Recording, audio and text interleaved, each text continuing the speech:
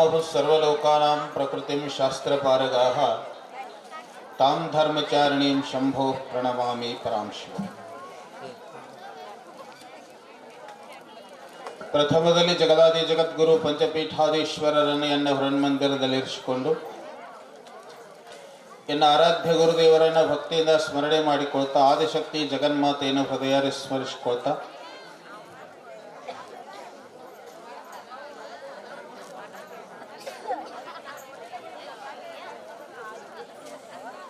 ಬೈಲಹೊಂಗಲ ತಾಲೂಕಿನ ಲಿಂಗದಳ್ಳಿ ಗ್ರಾಮದ ಅಧಿದೇವತೆಯಾಗಿರುವಂತಹ ಅಂಬಾತಾಯಿಯನ್ನ ಭಕ್ತಿಯಿಂದ ಸ್ಮರಣೆ ಮಾಡಿಕೊಳ್ತಾ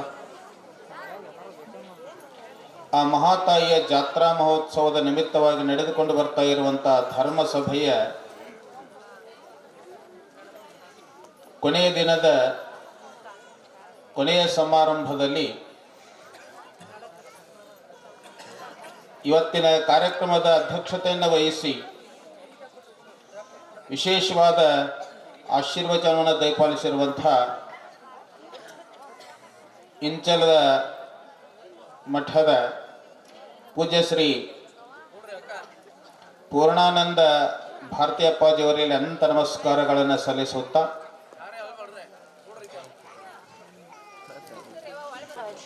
ವೇದಿಕೆಯ ಮೇಲೆ ಉಪಸ್ಥಿತರಿದ್ದು ವಿಶೇಷವಾದ ಅನುಭವವನ್ನು ಹಂಚಿಕೊಂಡಿರ್ತಕ್ಕಂಥ ಇಬ್ಬರು ಮಾತೋಶ್ರೀಯವರಲ್ಲಿ ಅನಂತ ನಮಸ್ಕಾರಗಳನ್ನು ಸಲ್ಲಿಸುತ್ತಾ ಲಿಂಗಯ್ಯ ಸ್ವಾಮಿಗಳವರಲ್ಲಿ ಭಾವಿಹಾಳಿದ ಶರಣರಲ್ಲಿ ನಾಗಯ್ಯ ಸ್ವಾಮಿಗಳಲ್ಲಿ ಶರಣಾರ್ಥಿಗಳನ್ನು ಹೇಳ್ತಾ ಸಂಗೀತ ಕಲಾವಳಗಕ್ಕೆ ಶರಣಗಳನ್ನು ಹೇಳ್ತಾ ಈ ಎಲ್ಲ ಕಾರ್ಯಕ್ರಮಗಳನ್ನು ಸಂಯೋಜನೆ ಮಾಡಿರ್ತಕ್ಕಂಥ ಆತ್ಮೀಯರು ಆ ತಾಯಿಯನ್ನು ಸದಾವಕಾಲ ಸ್ಮರಣೆಯನ್ನು ಮಾಡ್ತಾ ತಮ್ಮ ಜೀವನವನ್ನು ನಡೆಸಿಕೊಂಡು ಬರ್ತಾ ಇರುವಂಥ ಶ್ರೀ ವೇದಮೂರ್ತಿ ನಾರಾಯಣಗೌಡರನ್ನು ಮೊದಲು ಮಾಡಿಕೊಂಡು ಇವತ್ತಿನ ಈ ಸಮಾರಂಭದಲ್ಲಿ ಉಪಸ್ಥಿತರಿರುವಂಥ ಇದೇ ಗ್ರಾಮದವರಾಗಿರ್ತಕ್ಕಂಥ ಮಾಜಿ ಶಾಸಕರಾಗಿರ್ತಕ್ಕಂಥ ಆತ್ಮೀಯರಾಗಿರ್ತಕ್ಕಂಥ ಡಾಕ್ಟರ್ ವಿ.ಆರ್. ಪಾಟೀಲ್ರವ್ರನ್ನು ಮೊದಲು ಮಾಡಿಕೊಂಡು ವೇದಿಕೆಯ ಕೆಳಭಾಗದಲ್ಲಿರ್ತಕ್ಕಂಥ ಎಲ್ಲ ಗಣ್ಯರಿಗೆ ಶರಣಗಳನ್ನು ಹೇಳ್ತಾ ಈ ಕಾರ್ಯಕ್ರಮದಲ್ಲಿ ಪಾಲ್ಗೊಂಡು ಈ ಕಾರ್ಯಕ್ರಮಕ್ಕೆ ಶೋಭೆಯನ್ನು ತರ್ತಾ ಇರುವಂಥ ಈ ಗ್ರಾಮದ ಹಾಗೂ ಸುತ್ತಮುತ್ತಲಿನ ಗ್ರಾಮಗಳ ಎಲ್ಲ ಶರಣ ತಂದೆ ತಾಯಿಗಳ ಮುದ್ದು ಮಕ್ಕಳೇ ತಮಗೆಲ್ಲರಿಗೂ ಕೂಡ ಶರಣಗಳು.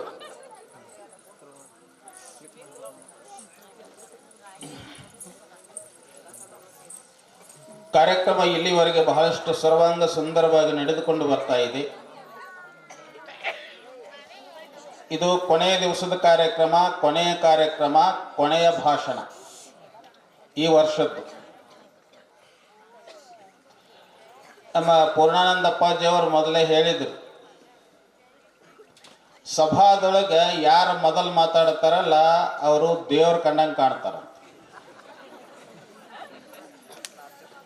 ಅವರ ನಂತರ ಮಾತಾಡಿದವರು ಮನುಷ್ಯರ ಕಂಡಂಗೆ ಕಾಣ್ತಾರಂತ.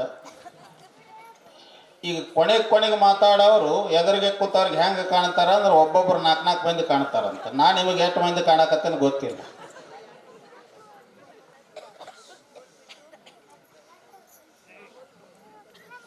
ಬಹಳ ಹೊತ್ತು ಮಾತಾಡಂಗಿಲ್ಲ, 1 ತಾಸಿನಾಗ ಮುಗಿಸ್ತೇನೆ. ಹುಗ್ಗಿ ಮಸ್ತ್ ಆಗೈತೆವ, ಹುಗ್ಗಿ ಊಟ ಮಾಡಿ ಬಂದೇನೆ ನಾನು. ಸಜ್ಕ ಮಾಡ್ಸರ್ ನಮ್ಮ ನಾರಾಯಣ ಗೌಡ್ರು. ಇವತ್ತಿನ ಪ್ರಸಾದ ಐತಿಲ್ರಿ, ಮತ್ತು ನನ್ನ ಮಠಕ್ಕೆ ಬಂದ್ಗಿಂದಾರು ಇಲ್ಲಲ್ಲ ಯಾವ ನಾವು ಅಷ್ಟರು ಇಲ್ಲಿ ವೇದಿಕೆ ಮೇಲೆ ಬಂದಾಗ ಒಂದು 10 ಜನ ಅಷ್ಟೇ ಇದ್ದರು. ಬರಬರ್ತಾ ಎಲ್ಲರೂ ಬಂದರು. ಮೊದಲು ಬಂದಾಗ ಒಂಥರ ಅನಿಸಾಕತ್ತಿತ್ತು. ಕೊನೆಗೆ ನನಗೆ ಭಾಷಣ ಕೊಟ್ಟರು ಭಾಳ ಚಲೋ ಆಗತ್ತಂತ ಹಿಂದಿಗಡೆ ಅನಿಸ್ತು. ಎದ್ದು ಹೋಗೋದು ನೋಡಿದ್ರೆ ಮೊದಲ ಮಾತಾಡಿದ್ರೆ ಚಲೋ ಇತ್ತು ಅಂತ ಒಂದು ಅನಿಸಾಕತ್ತಿತ್ತು. ಇರಲಿ,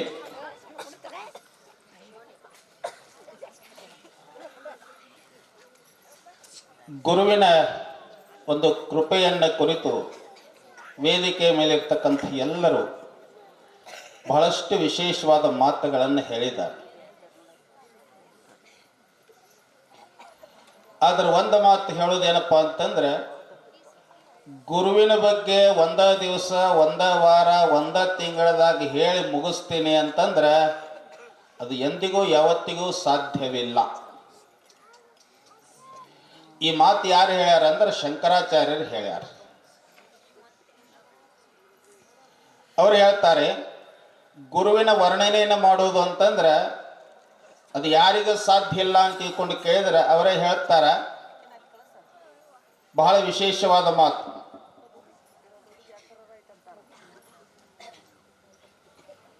ಈ ಭೂಮಿಯನ್ನೇ ಕಾಗದ ಮಾಡುವುದು, ಸಪ್ತ ಸಮುದ್ರಗಳನ್ನ ಮಸಿ ಮಾಡಿ ಭೂಮಿ ಮೇಲೆ ಇರ್ತಕ್ಕಂಥ ಕಲ್ಪವೃಕ್ಷಗಳನ್ನ ಪೆನ್ ಮಾಡಿ ವಿದ್ಯೆ ಅಧಿದೇವತೆಯಾಗಿರ್ತಕ್ಕಂಥ ಸರಸ್ವತಿ ದೇವಿ ಬರ್ಕೊಂತ ಕುಂತ್ರ ಆಕೆಗೇನ ಬರೆದು ಮುಗಿಸಕ್ಕಾಗಂಗಿಲ್ಲ.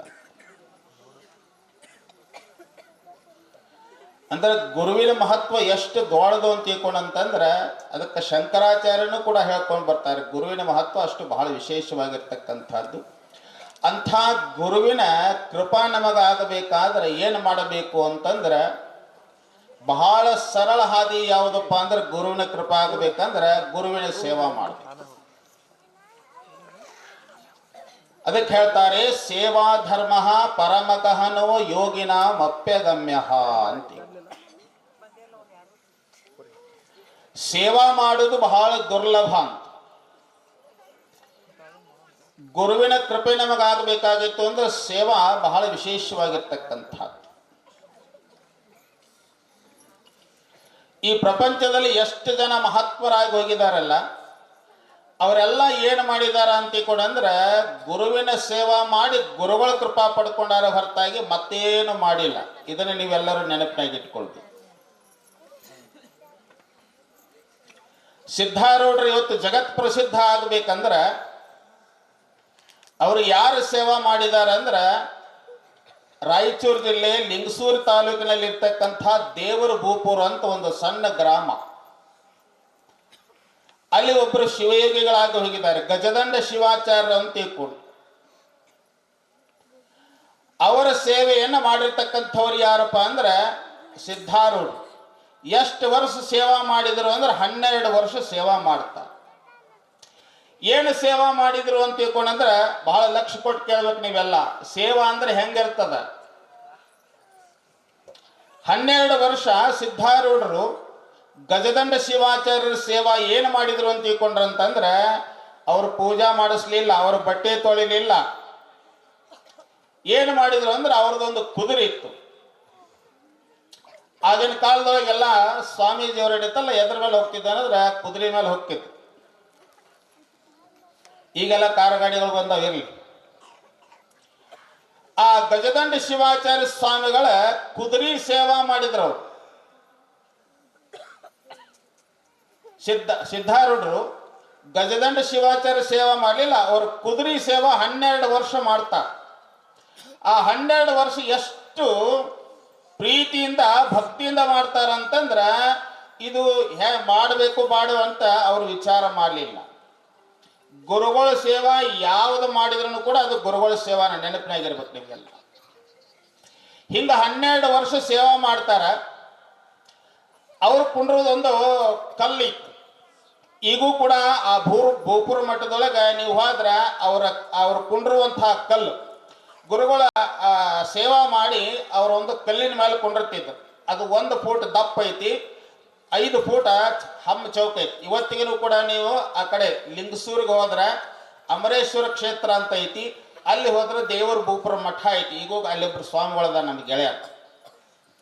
ಆ ಮಠದೊಳಗ ಅದನ್ನೇನೈತಲ್ಲ ಸಿದ್ಧಾರೂಢರು ಏನು ಕುಂದಿರ್ತಿದ್ರಲ್ಲ ಆ ಕಲ್ಲು ಇವತ್ತಿಗೂ ಕೂಡ ಅದನ್ನ ಒಂದು ಮಂಟಪ ಕಟ್ಟಿಸಿ ಒಂದು ದೇವಸ್ಥಾನ ಕಟ್ಟಿಸಿ ಏನೈತಲ್ಲ ಅವ್ರು ಇಟ್ಟಿದ್ದಾರೆ.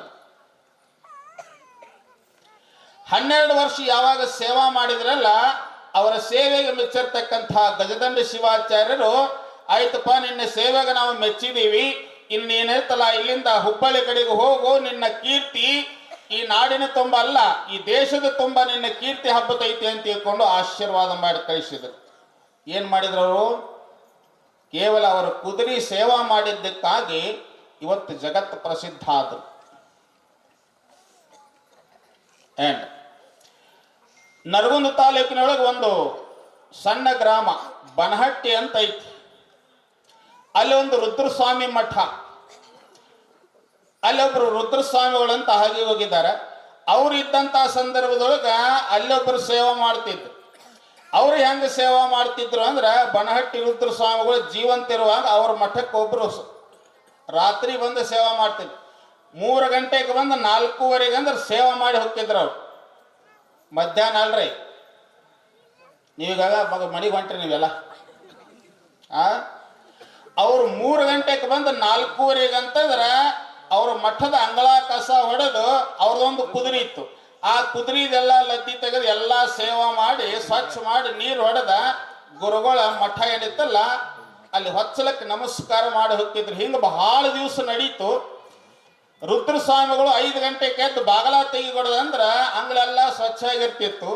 ಕುದುರೆ ಹಾಕಿದ ಲದ್ದಿ ಇರ್ತಿದ್ದಿಲ್ಲ, ಎಲ್ಲ ಸ್ವಚ್ಛ ಹಾಕಿತ್ತು. ಯಾರು ಮಾಡ್ತಾರ ಅಂತ ಹಿಂಗೆ ವಿಚಾರ ಮಾಡಿದ್ರು ರುದ್ರಸ್ವಾಮಿಗಳು. ಹಿಂಗೆ ಬಹಳ ದಿವಸ ನಡೀತು. ಯಾರು ಮಾಡ್ತಾರೆ, ಇಷ್ಟು ಬೇಗ ಬಂದು ಮಾಡ್ತಾರ ಅಂತ ತಿಳ್ಕೊಂಡು ಒಂದು ದಿವಸ ನೋಡಬೇಕು ಅಂತ ತಿಳ್ಕೊಂಡು ರುದ್ರಸ್ವಾಮಿಗಳು ಏನು ಮಾಡ್ತಾರಂದ್ರೆ, ಆ ಮಠದ ಮುಂದೆ ಈಗ ಒಂದು ಗಿಡ ಐತಿ, ನೀವು ಹೋದ್ರೆ ನೋಡ್ಬೋದಲ್ಲಿ. ಬನಹಟ್ಟಿ ಒಳಗೆ ಬೇವಿನ ಗಿಡ ಐತಿ.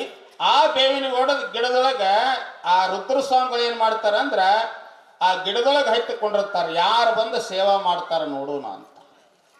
ಅವ್ರು 12 ಗಂಟೆಗೆ ಗಿಡ ಹತ್ತಿ ಕುಂತಿದ್ರು.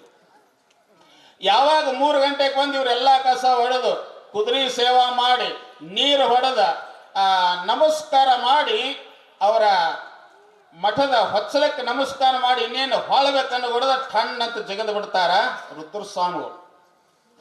ಯಾವಾಗ ರುದ್ರಸ್ವಾಮಿಗಳು ಜಗದು ಎದುರಿಗೆ ನಿಂದಿರ್ತಾರಲ್ಲ ಅವಾಗ ನಡಗಾಕತ್ತು. ಯಾರಪ್ಪ ನೀನು ಅಂತ ಕೊಡು ಕೇಳಿದಾಗ ಅವ್ರು ಹೇಳ್ತಾರೆ, ನಾನು ಇಂಥ ಊರಿಂದ ಬರ್ತಾವ. ಅವಾಗ ಅವರು ಆಶೀರ್ವಾದ ಮಾಡ್ತಾರೆ, ನೋಡಪ್ಪ ನೀನು ಯಾವಾಗ ಗುರುಗಳ ಸೇವಾ ಗುರುಗಳಿಗೆ ಗೊತ್ತಾಗಲಾರ್ದಂಗೆ ಗುರುಗಳ ಸೇವಾ ಮಾಡಿದಿ ಅಂತಂದ್ರೆ ನೀನು ಜಗದ್ಗುರುವಾಗಿ ಮೆರಿತಿ ಅನ್ನುವಂಥ ಆಶೀರ್ವಾದವನ್ನು ಮಾಡ್ತಾರ.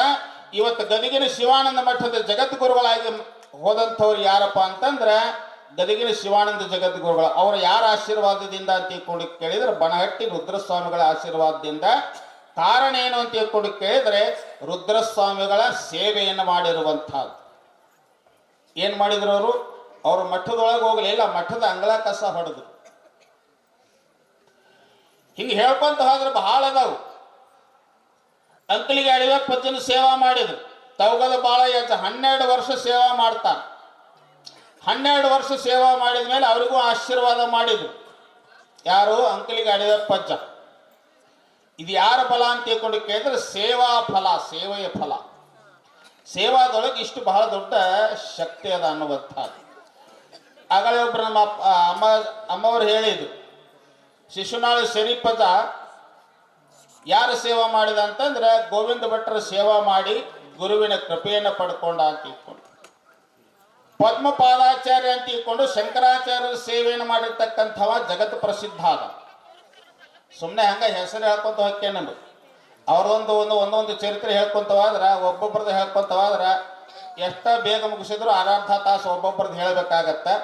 ಹಿಂಗೇನತ್ತಲ್ಲ, ಈ ಜಗತ್ತಿನೊಳಗೆ ಈ ನಾಡಿನೊಳಗೆ ಯಾರ್ಯಾರು ಜಗತ್ ಪ್ರಸಿದ್ಧರಾಗಿದ್ದಾರ, ಈ ನಾಡಿಗೆ ದೊಡ್ಡವರು ಅಂತ ಅನಿಸ್ಕೊಂಡಾರಲ್ಲ, ಅವರೆಲ್ಲ ಏನು ಮಾಡಿದಾರ ಅಂತ ತಿಳ್ಕೊಂಡು ಕೇಳಿದ್ರೆ ಗುರುಗಳ ಸೇವಾ ಮಾಡಿ ಗುರುಗಳ ಆಶೀರ್ವಾದ ಪಡ್ಕೊಂಡ್ರು ಅಂತ ತಿಳ್ಕೊಂಡು. ನವಲಗುಂದ ನಾಗಲಿಂಗಪ್ಪನ ಹೆಸರು ನೀವೆಲ್ಲ ಕೇಳಿ. ಅವರು ಯಾರು ಸೇವಾ ಮಾಡಿದ್ರು ಅಂತಂದ್ರೆ ಇದೇ ರಾಯಚೂರು ಜಿಲ್ಲೆ ಲಿಂಗಸೂರು ತಾಲೂಕಿನಲ್ಲಿ ಇರ್ತಕ್ಕಂಥ ಅಂಕಲಿ ಮಠ ಅಂತ ತಿಳ್ಕೊಂಡೈತೆ. ಅಲ್ಲಿ ನಿರುಪಾದೇಶ್ವರ ಸೇವಾ 12 ವರ್ಷ ಸೇವಾ ಮಾಡ್ತಾರೆ.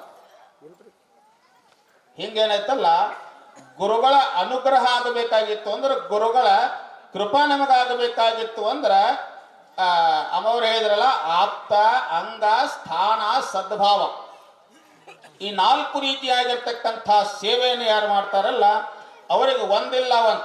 ಅದಕ್ಕೆ ಹೇಳ್ತಾರೆ, ಗುರು ಕೆ ದರ್ಬಾರ್ ಮೇ ದೇರ್ ಹೈ ಮಗರ ಅಂಧೇರ ನಹಿ.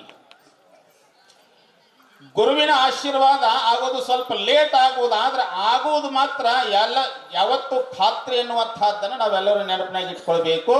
ಅದಕ್ಕೆ ಗುರುಗಳ ಸೇವಾ ಮಾಡಬೇಕಾದ್ರೆ ಹೆಂಗ ಮಾಡಬೇಕಪ್ಪ ಅಂತಂದ್ರೆ, ಸೇವೇತ ಪರಮಾಚಾರ್ಯಂ ಶಿಷ್ಯೋ ಭಕ್ತಿ ಭಯಾನ್ವಿತ ಷಣ್ಮಾಸಾನ್ ವತ್ಸರಂ ವಾಪಿ ಯಾವ ದೇಶ ಪ್ರಸೀದತಿ. ಗುರುಗಳ ಸೇವಾ ಹೆಂಗ ಮಾಡಬೇಕಪ್ಪ ಅಂದ್ರೆ ಎಷ್ಟು ದಿವಸ ಮಾಡಬೇಕು ಅಂತ ತಿಳ್ಕೊಂಡಂತಂದ್ರೆ, ಸೇವೇತ ಪರಮಾಚಾರ್ಯಂ ಶಿಷ್ಯೋ ಭಕ್ತಿ ಭಯಾನ್ವಿತ. ಗುರುಗಳ ಸೇವೆಯನ್ನು ಶಿಷ್ಯ ಹೆಂಗ ಮಾಡ್ಬೇಕಂದ್ರ ಭಯ ಮತ್ತು ಭಕ್ತಿಯಿಂದ ಕೊಡ್ಕೊಂಡು ಸೇವಾ ಮಾಡಬೇಕು. ಗುರುವೇ ನಮಃ ಇತ್ತಿತ್ಲಾಗ ಏನ್ ಮಾಡ ಕೆಲವೊಂದಷ್ಟು ಜನ ಗುರು ಏನು ನಮಃ ಅನ್ನುವಂತ ಮಂದಿ ಹುಟ್ಟಾರಿ. ಗುರುವೇ ನಮಃ ಅನ್ನೋದು ಹೋಗೈತೆ, ಗುರು ಏನು ನಮಃ ಅನ್ನುವಂತ ಒಂದು ಪರಿಸ್ಥಿತಿ ಒಳಗೆ ನಾವೆಲ್ಲ ಅದೇವಿ. ಅದಕ್ಕೇನೈತಲ್ಲ, ಇಂಥವ್ರಿಗೆ ಗುರುಗಳ ಕೃಪೆ ಆಗಲಿಕ್ಕೆ ಸಾಧ್ಯವಿಲ್ಲ. ಅದಕ್ಕಾಗೇನೈತಲ್ಲ, ಷಣ್ಮಾಸಾನ್ ವತ್ಸರಂ ವಾಪಿ ಯಾವ ದೇಶ ಪ್ರಸೀದತಿ. ಗುರುಗಳ ಸೇವಾ ಎಷ್ಟು ದಿವಸ ಮಾಡಬೇಕು ಅಂತ ತಿಳ್ಕೊಂಡು ಕೇಳಿದ್ರೆ, 6 ತಿಂಗಳಾದ್ರೂ ಮಾಡಬೇಕು, ವರ್ಷ ಆದ್ರೂ ಮಾಡಬೇಕು. ಎಲ್ಲಿ ತನಕ ಗುರುಗಳು ಮೆಚ್ಚಿ ನಮಗೆ ಆಶೀರ್ವಾದ ಮಾಡಂಗಿಲ್ಲ ಅಲ್ಲಿ ತನಕ ಸೇವಾ ಮಾಡ್ಬೇಕಂತ. ಬಹಳ ಮಂದಿ ಕೇಳ್ತಾರ, ನಮ್ಮ ಅವ್ವಗಳು ಬಂದಿರ್ತಾರ, ಮನ್ಯಾಗ ಹಿಂಗೆ ಕಷ್ಟ ಐತ್ರಿ ಅಂದಾಗ ಪೂಜಾ ಮಾಡ್ರಿ ಅಂತ ತಿಳ್ಕೊಂಡು ಇಂಥದೊಂದು ಪೂಜಾ ಮಾಡ್ರಿ ಅಂತ ಕೂಡಲೇ ಮೊದಲು ಕೇಳುವ ಪ್ರಶ್ನೆ ಯಾವ್ದು ಗೊತ್ತೇ ನೀವು? ಎಂದು ಶುರು ಮಾಡಿದ್ರಿ, ಎಂದು ಮುಗಿಸಿದ್ರಿ ಸ್ವಾಮಿಗಳ? ಇದನ್ನೇ ಕೇಳ್ತಾರೆ ಎಲ್ಲ ಇವ. ಮಠಕ್ಕೆ ಎಷ್ಟು ದಿವಸ ನಡ್ಕೋರಿ, ಎಷ್ಟು ದಿವಸ ಬರೋದ್ರಿ? ಮುಂದೆ ಬಂದ್ರು ನಡೀತೈತಿ, ಬಿಟ್ಟರು ನಡೀತೈತಿ. ಹೌದಲ್ಲ? ಹಿಂಗೆ ನಡ್ಕೊಂಡ್ರೆ ಸೇವಾ ಅನ್ನಂಗಿಲ್ಲ. ಅದಕ್ಕೆ ಎಲ್ಲಿ ತನಕ ಗುರುಗಳು ಮೆಚ್ಚಿ ಆಶೀರ್ವಾದ ಮಾಡಂಗಿಲ್ಲ ಅಲ್ಲಿ ತನಕ ಗುರುಗಳು ಸೇವಾ ಮಾಡಬೇಕು. ಅದು ನಿಜವಾಗಿರ್ತಕ್ಕಂತಹ ಸೇವಾ.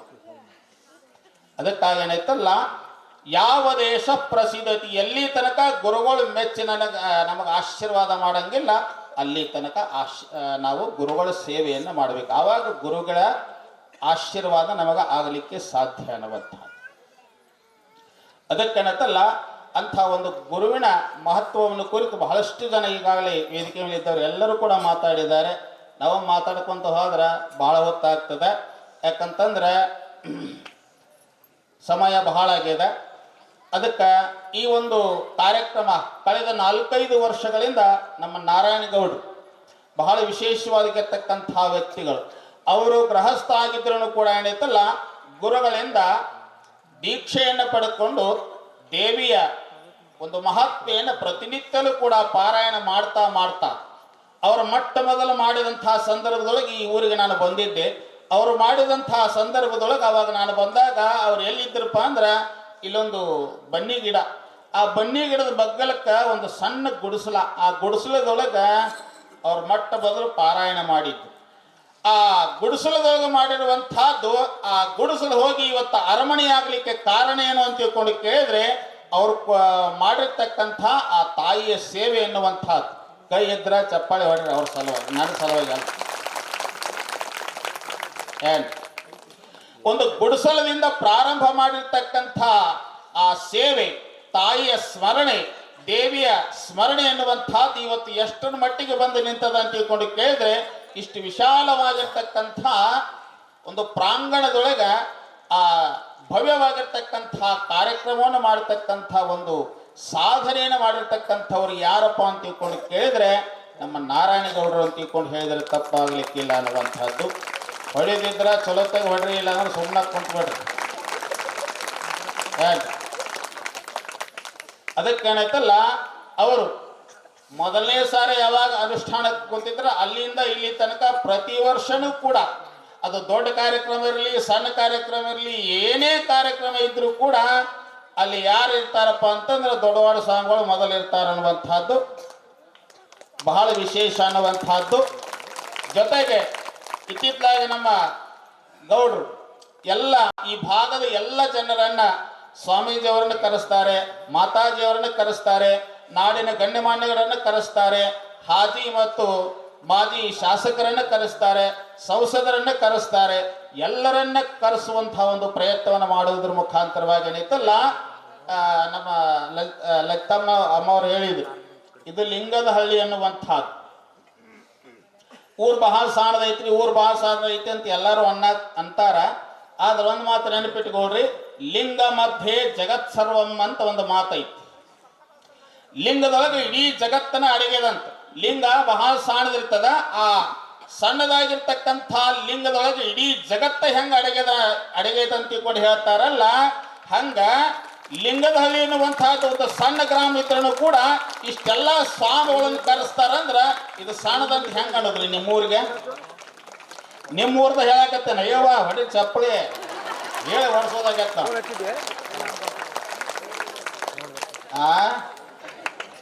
ತಂಡಿ ಭಾಳ ಐತೈತೇನವ, ಆ ತಂಡಿ ಬಿಡ್ಲಿ ಅಂತ ಹೊಡ್ಸಾಕ್ತೇನೆ ಚಪ್ಪಾಳಿ ಏನ್ರಿ. ಅದಕ್ಕೆ ಏನೈತಲ್ಲ ಗುರುಗಳ ನೋಡ್ರಿ ಎಂಥವ್ರು ಅನ್ನೋದು ನೀವೇ ವಿಚಾರ ಮಾಡಿಬಿಟ್ರಿ. ಮತ್ತೆ ಇದಕ್ಕಿಂತ ಹೆಚ್ಚಿನ ಏನು ಹೇಳಂಗಿಲ್ಲ ನಮ್ಗೆ. ಆ ಯಡಿಯೂರಾಯಿ ಗುರುಗಳು ಏನಂತಲ್ಲ, ಪ್ರತಿ ವರ್ಷ 48 ದಿವಸ 18 ಅಧ್ಯಾಯಗಳನ್ನು ಪ್ರತಿ ವರ್ಷ ಅವರು ಪಾರಾಯಣ ಮಾಡ್ಕೊಂತ ಬಂದಾರ. ಸುಮಾರು 30 ವರ್ಷಗಳಿಂದ ಮಾಡ್ಕೊಂತ ಬಂದಾರ. ಅಂಥವ್ರು ಇಲ್ಲಿಗೆ ಬಂದು ಏನೈತಲ್ಲ, ಅವರು ನಮ್ಮ ನಾರಾಯಣಗೌಡರು ಸ್ಥಾಪನೆ ಮಾಡಿರ್ತಕ್ಕಂಥ ಈ ಅಂಬಾದೇವಿಗೆ ಇಲ್ಲಿ ಬಂದು ಅವ್ರೇನು ಮಾಡ್ತಾರಂದ್ರೆ ಇಲ್ಲಿ ಪೂಜಾ ಕೈಂಕರ್ಯಗಳನ್ನು ಮಾಡ್ತಾರಂದ್ರೆ ಈ ಗ್ರಾಮದ ಹಿರಿಮೆ ಗರಿಮೆ ಎಷ್ಟು ಅನ್ನೋದನ್ನು ನಾವೆಲ್ಲರೂ ಕೂಡ ನೆನಪಿನಲ್ಲಿ ಇಟ್ಕೋಬೇಕನ್ನುವಂತಹದ್ದು. ಈ ಲಿಂಗದಲ್ಲಿ ಇದು ಸಣ್ಣ ಗ್ರಾಮ ಅಲ್ಲ, ಇದು ಜಗತ್ತಿಗೆ ದೊಡ್ಡದಾಗಿರ್ತಕ್ಕಂಥ ಗ್ರಾಮ ಅನ್ನುವಂತಹದ್ದನ್ನು ನಾವೆಲ್ಲರೂ ಕೂಡ ನೆನಪಿನಲ್ಲಿ ಇಟ್ಕೊಳ್ಬೇಕನ್ನುವಂತಹದ್ದು. ಅದಕ್ಕಾಗಿ ಏನೈತಲ್ಲ ಗುರುಗಳ ಸೇವೆ ಎನ್ನುವಂತಹದ್ದು ಬಹಳ ವಿಶೇಷವಾಗಿರ್ತಕ್ಕಂಥದ್ದು. ಅದಕ್ಕೆ ಅಂತಹ ಸೇವೆಯನ್ನು ಮಾಡಿ ನೀವೆಲ್ಲರೂ ಗುರುಕೃಪೆಗೆ ಪಾತ್ರ ಆಗಲಿ ಎನ್ನುವಂತಹ ಮಾತನ್ನ ಈ ಸಂದರ್ಭದಲ್ಲಿ ಹೇಳ್ತಾ ಒಂದು ಹಾಡನ್ನು ಹೇಳಿ ಮುಗಿಸ್ತೀನಿ. ಶಿವರಂಜನಿ ರಾಗ ಬರೆಸ್ತೀನಿ, ಒಂದು ಹಾಡು ಹೇಳಿ ಮುಗಿಸ್ತೀನಿ.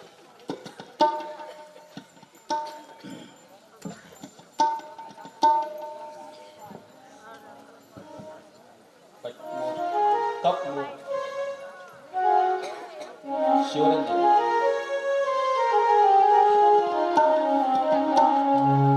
ಹಾಡು ಭಾಳ ಚಂದದ, ಕೇಳ್ರಿ. ದಾರ್ಪಲ ಮುಗಿಸ್ತೀನಿ ಲಾಸ್ಟ್.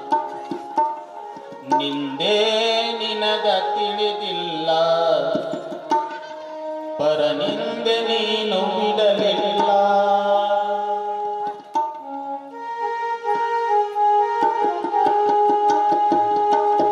ನಿಂದೇ ನಿನಗ ತಿಳಿದಿಲ್ಲ, ಪರನಿಂದೆ ನೀನು ಬಿಡಲಿಲ್ಲ. ನಿಂದ ನಿನಗ ತಿಳಿಲಿಲ್ಲ, ಪರನಿಂದೆ ನೀನು ಬಿಡಲಿಲ್ಲ. ಗುರು ಸೇವೆ ನೀ ಮಾಡಲಿಲ್ಲ, ಗುರು ಸೇವೆ ನೀ ಮಾಡಲಿಲ್ಲ, ಬರಿ ಗರ್ವದಿಂದ ನಡೆದಲ್ಲ. ನಿಂದ ನಿನಗ ತಿಳಿಲಿಲ್ಲ, ಪರನಿಂದೆ ನೀನು ಬಿಡಲಿಲ್ಲ. ನಿಂದ ನಿನಗ ತಿಳಿಲಿಲ್ಲ, ಪರನಿಂದೆ ನೀನು ಬಿಡಲಿಲ್ಲ.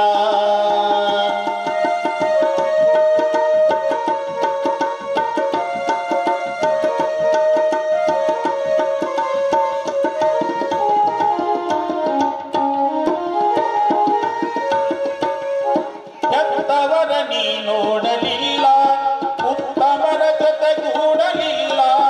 ಹೆತ್ತವರ ನೀ ನೋಡಲಿಲ್ಲ, ಉತ್ತಮರ ಜೊತೆಗೂಡಲಿಲ್ಲ.